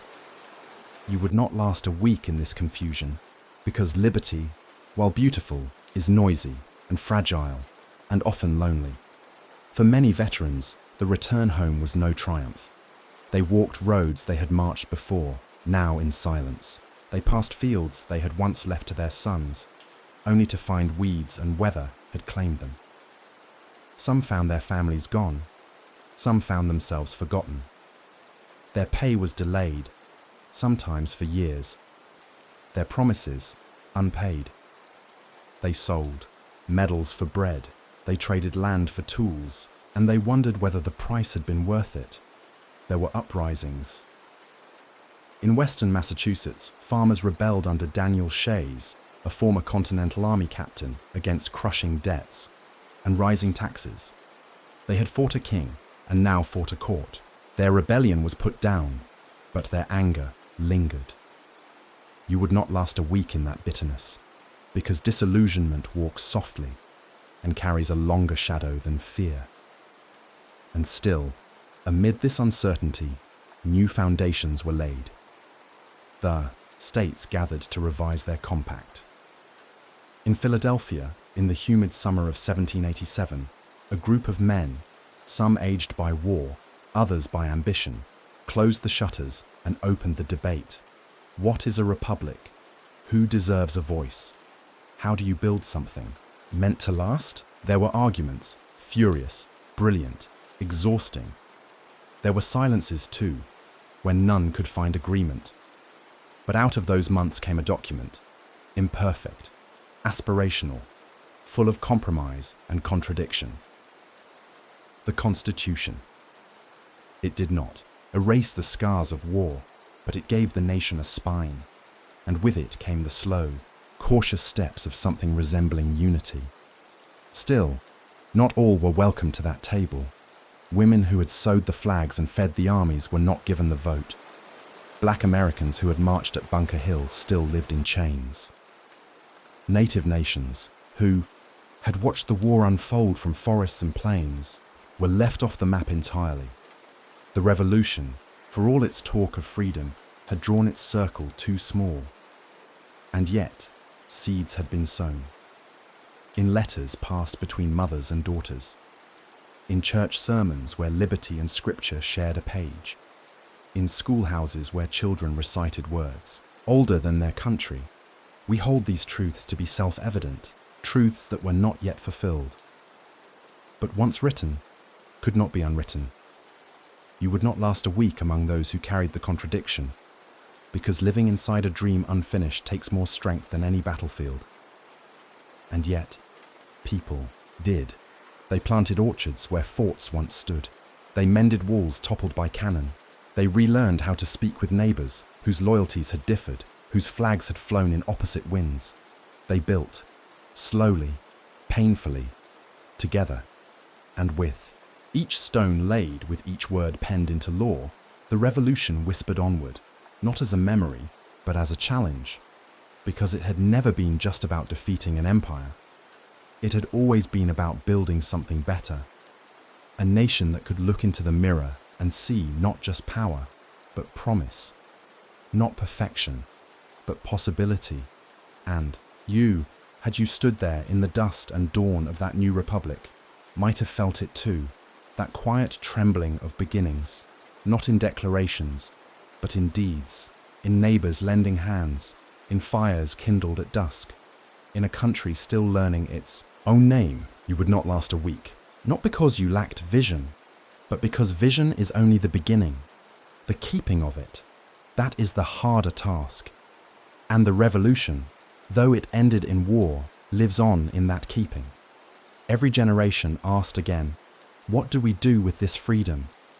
And every answer is part of the same long story.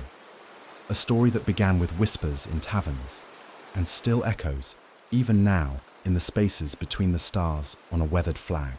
Long after the last musket was fired and the treaties signed, after the drums ceased and the flags were furled, there remained something in the American soil that refused to rest. You cannot always see it.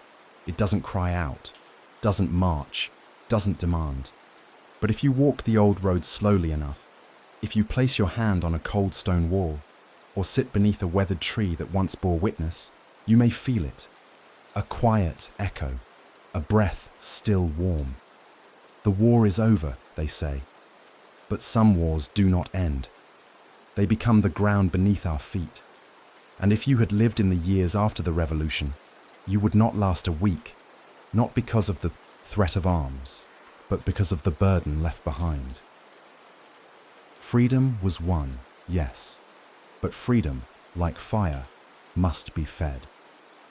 And what the revolutionaries ignited was not a conclusion, it was a beginning that burned hot and uncertain, illuminating both the triumph and the fractures within the dream. The old world had been cast aside, but the new one had yet to be truly built. A republic stood, paper thin and trembling, and into its frame poured questions no musket could answer. What is liberty? Who is it for? And how do you guard it, not just from tyrants, but from time? Every town bore the ghost of sacrifice. In the north, some meeting houses had broken pews where troops once slept, their names carved in the wood with dull knives. In the south, gravestones leaned slightly in fields where battles once churned the earth. Mothers told their children the stories not from books, but from memory, and memory is a heavy thing when it has names, and not all names were remembered. You would not last a week walking among the forgotten.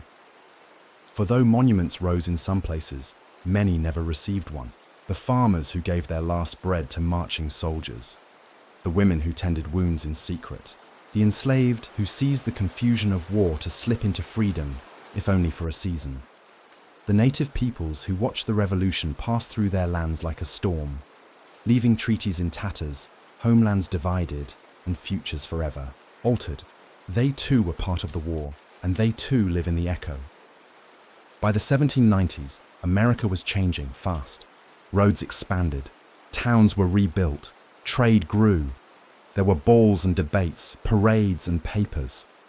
But beneath it all, was still the quiet question pulsing like an old scar. What now? The Constitution had been ratified.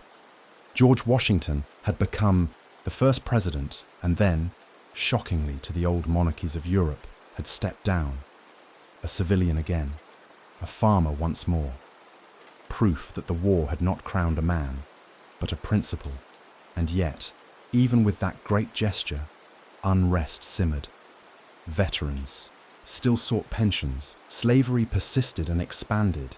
Native nations faced removals and broken promises.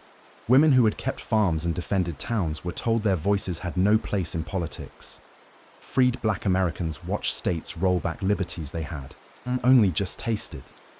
You would not last a week amid these contradictions because they are not footnotes. They are the revolution unfinished. The echo that remains is not one of muskets. It is the echo of almost, of not yet, of will we. And so, the war never fully left. It lived on in Shays' rebellion when farmers rose against debt and injustice. It breathed through the abolitionists who looked at the Declaration and asked why its truths were not yet self-evident for all. It marched with women who carried banners for suffrage, quoting revolutionary words from lips that had never been allowed to speak in halls of power. It sounded in spirituals sung by those who bore chains, yet clung still to hope. The American Revolution is not just a historical moment. It is a rhythm of unrest, of striving, of never quite finishing the work. Because liberty is not static. It grows. It stretches.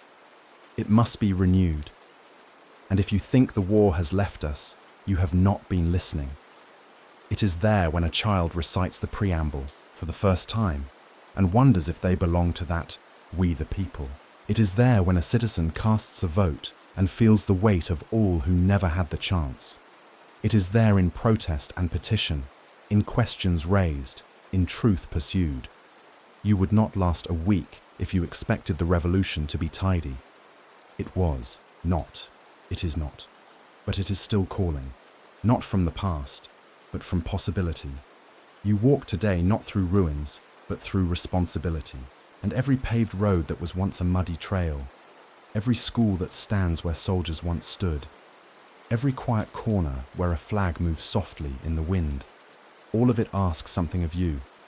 Not allegiance to old wars, but care for the promise made within them. And if you kneel in the quiet grass of Concord or Yorktown, or place your hand on the worn banister of Independence Hall, you may hear it. Not the roar of victory, but the whisper of becoming. The war, they say, is over, but its echo remains in earth and ink in us.